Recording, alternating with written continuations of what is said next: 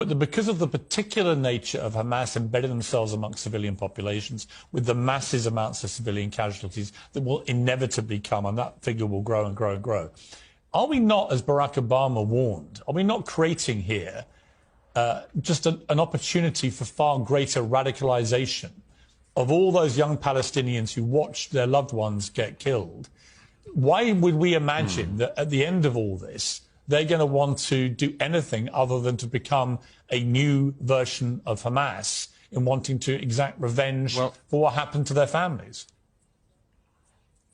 Well, two things. One is, if you just follow the logic of what Barack Obama said, then you just shouldn't do anything. If you're Israel, you should be attacked and just sit back and say, great, we'll wait for the next one. But the second and more important thing is, your question supposes that there is a sort of peaceful Palestinian population in the Gaza who would love a two-state solution, and then a few bad apples in Hamas. I think that's not true. Why is it that when one of the victims of the music festival, a poor young German Jewish girl, who it seems was raped and then brutally murdered and taken into the Gaza naked. Why was it that you can find, and anyone can find this online, a crowd of ordinary Gazans? It wasn't Hamas, it wasn't a Hamas rally. Ordinary Gazans spitting on her body, hitting her body, mutilating her body further as it went down the street. Does that strike you, Piers, as a placid population of peacenik types who are just desperately waiting for a two-state solution to be put back on the table for the millionth time in the last 70-something years? It doesn't seem like that to me.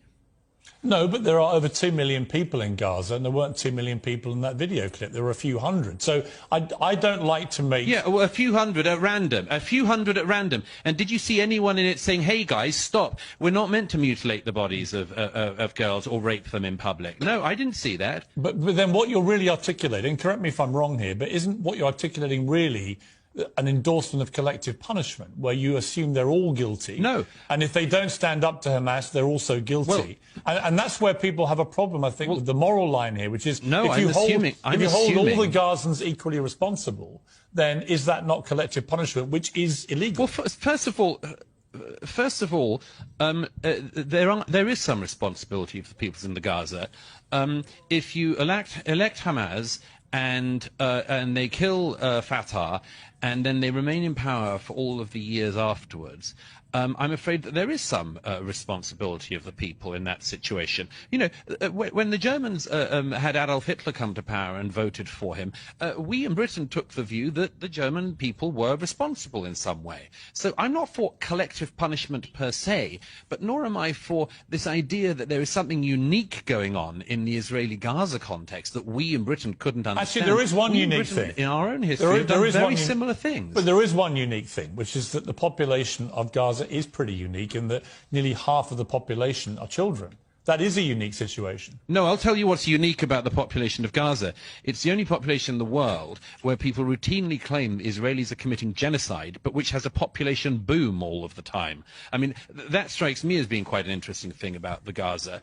But as for the moral equivalency, I want to make a very, very important point, if I can say so, on this, which is, you know, people quite often abuse history, and they say things all the time. I mean, about the only thing anyone from history knows is about the Nazis. Here's something I can tell you with absolute certainty, Piers, having not just seen some of the results of what Hamas did on the ground here in Israel a few weeks ago, but having watched the videos of the unedited footage, which I was one of the journalists was sadly allowed to see the other day. I can tell you one thing: the comparison between Hamas and the Nazis is insufficient. And sorry, there's an incoming.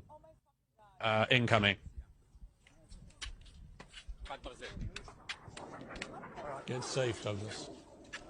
Come. So, okay. Anyhow, we're okay. Are you okay? Let's just. Yeah. It's fine. Sorry, it was a rocket coming. It looked like it was just going to land on us here. Which way was that rocket coming from? Is it coming from Gaza or from Israel? Yes, it seemed to be coming from Gaza. So, yeah, it's fine. It's okay. It's been happening all day. Let me just finish this point, if I may. Before we go on, Douglas, Atman, how does that make you? How does that make you feel? What just happened there? I mean, it's I'm a little used to it. I was in Ukraine last year and was in Kherson, and Odessa and Mykolaiv, and when the Russians were shelling it, so I'm a little used to it. But just if I can just finish this point, you know, sorry, there's a lot of banging going on, but anyway, we'll keep going. Well, look, if you need to stop, Douglas, we understand. No, don't worry. If we need to stop, I'll run to the shelter, I assure you. The thing that struck me, you know, Piers, about seeing the 7th of October footage was that even the Nazis were actually ashamed of what they did. You know, SS battalions who spent their days shooting Jews in the back of the head and pushing them into trenches had to get very, very drunk in the evening to forget what they had done. The Nazi high command famously had to sort of get around the problem of soldier morale because the soldiers knew this wasn't exactly what their lives were meant to look like either.